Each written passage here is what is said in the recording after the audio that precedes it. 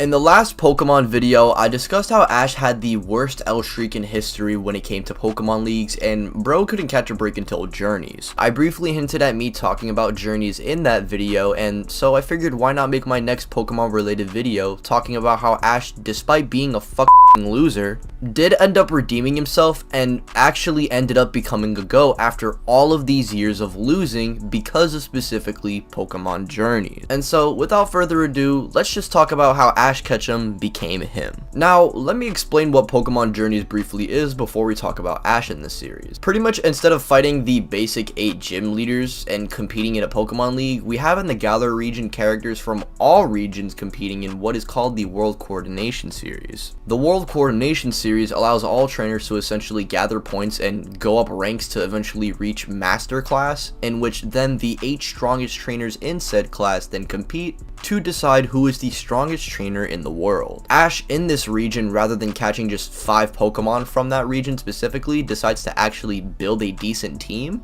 with each of the Pokemon having very strong highlights of their own, and by far is one of Ash's more iconic teams. After all, this is the team that Ash takes with him to win the whole league. And we can start with not only Ash's journey with them individually, but how he grew as a trainer from these experiences. The first 2 big cases of this are with Ashes Riolu and Farfetched, where they both have specific trainers they want to overcome after suffering a pretty bad defeat. The first one we actually witness is with Riolu against B's Grappaloct, where in the first battle he gets completely humbled. But after learning to stop being overconfident and locking in with Riolu, Ash manages to actually draw with B in their next fight. And as we know, during the Sword and Shield event, in an attempt to save Ash, Riolu would evolve into a Lucario, and Ash would finally get his get back on B after a long-awaited battle. And on top of his sick fight against a Mega Alakazam, which debuted Ash's first official Mega Lucario. Along with establishing Ash and Lucario's Aura Link, and we see the journey of Ash being interlinked with Lucario and even gaining the aid from Greninja, another Pokemon that was locked in with Ash similarly to Lucario himself. As for Farfetch'd, well, he just gets simply humiliated by Rhino's Gallade, but after training and even evolving, Sirfetch'd would go on to defeat the same Gallade in a duel. These battles may not seem important, but they really do build up these Pokemon into what they would become in the league, especially with these 2. As for Ash's other Pokemon, we have Dragonite, who in contrast to Iris's, is just a little guy who doesn't even look all that powerful, but Dragonite is by no means a slouch. He would get his first official W against Karina's Mega Lucario and even clashes head-on with the new Unova champion, Iris. Gengar is a Pokemon who once liked to cause mischief and chaos and ended up being one of Ash's go-to in this journey, even relying on the help of his other Pokemon, specifically the fire types, so he can master Will-O-Wisp. And lastly, we have Ash's Dracovish, who's really just there for comedic relief, but we see him genuinely grow into one of Ash's more dangerous Pokemon. From his fight with Iris and Drosna to his performance in the Masters 8, we see just how much of a monster Dracovish could actually be. I mean, not just Dracovish in general, we see the trainer himself, Ash, grow so much stronger even before the Masters 8 fight.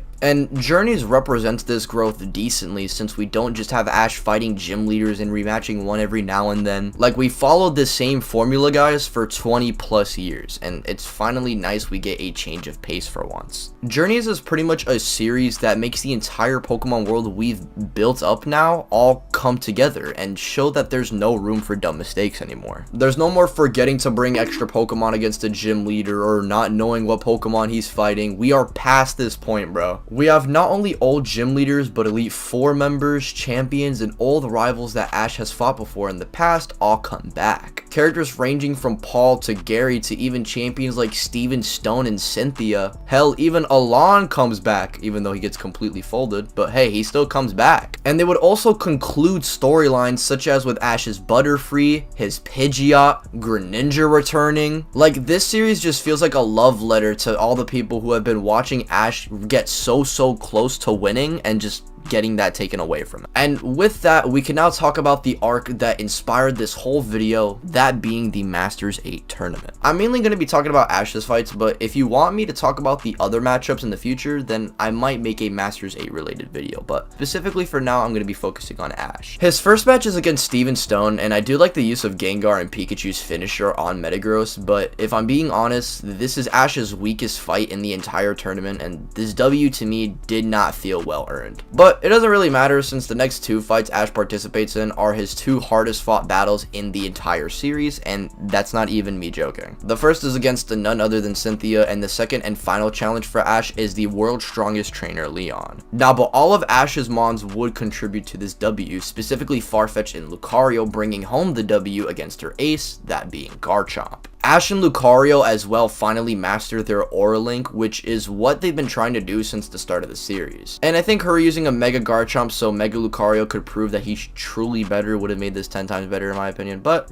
it's still satisfying nonetheless. Plus, it was nice seeing 2 strong trainers with 2 very unique teams just clash head to head. After this, we would then see none other than the strongest trainer of today versus the strongest trainer in history, Ash versus Leon. Ash would pull no stops for this fight, using Gengar's Dynamax off rip, having Farfetch'd break down the ice so he could break Leon's advantage, Leon using Dragon Tail to constantly switch Ash's mons only for him to keep on relying on Mega Lucario to damage Dracovish, just so Dragonite could come in and get the finisher, and then you have Dracovish coming in to avenge Dragonite and Farfetch'd, and all these moments lead into the final big battle, that being Pikachu versus Charizard, arguably the 2 biggest Pokemon icons just going head to head, with Pikachu damn near falling short, but we actually see what happens after the fight already concludes. Pikachu during his fight with Charizard passed out and seemingly lost right then and there, but we not only see Ash encouraging Pikachu to get up, but along with every single Pokemon and team that has been with Ash and Pikachu from every region. This journey that Ash has been on, he was never alone. He started this journey with Pikachu, and after attaining the greatest career profile he's ever had in his life, Pikachu isn't going to fall short and give Ash and Pikachu a whole other season to improve, but rather now prove why he and Ash have been on this journey for so long,